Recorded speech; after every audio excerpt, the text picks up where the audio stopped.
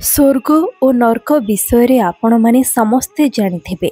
स्वर्गरे देवी और देवता माने रुहंती एवं जेउ मनुष्य भल कर्म करिथाए तार मृत्यु परे से मध्य स्वर्ग प्राप्ति करिथाए, किंतु जेउ माने खराब कर्म और पापी होइथांती तांको मृत्यु परे तांको आत्मा शुद्धि हेबा निमंते नर्क यात्रा करिथाए। नर्करे दंड स्वरूप सही पापी आत्मा को गरम तेल रे पकाई दिया जाए। आज्ञा हाँ, आपण जदि एगुड़िक मिछ भावुछंती ताहले आपण भाविबा एकदम भूल। आम गरुड़ पुराण एक एमिति एक हिंदू शास्त्र मध्यरु अन्यतम नर्करे मिलुथिबा एसबु कठिन दंड विषय रे विस्तार रूपे लिखा जाइछि। आम गरुड़ पुराण हिंदू शास्त्र मध्यरु अन्यतम। गरुड़ पुराण अनुसार एही दंड विधान कार्य प्रक्रिया मृत्युर देवता स्वयं जमंक दूत माने करिथांती।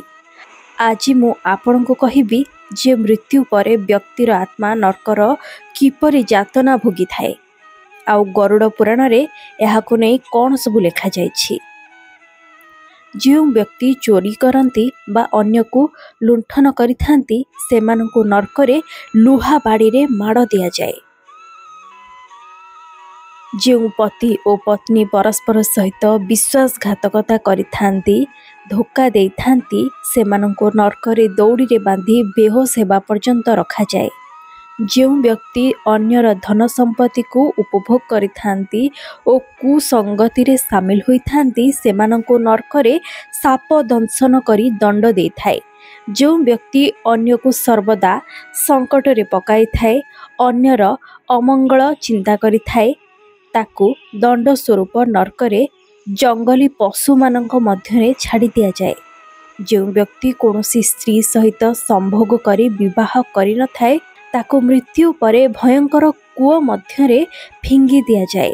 सही कूଅरे अनेक प्रकारर भयंकर जीव तार आत्मा को दंशन करिथांती। जो व्यक्ति आईन कानून मामला रे मिथ्या कही थाए एवं मिथ्या दलील उपस्थापन करे ताकू मृत्यु परे उच्च स्थान रु फिंगी दिया जाए।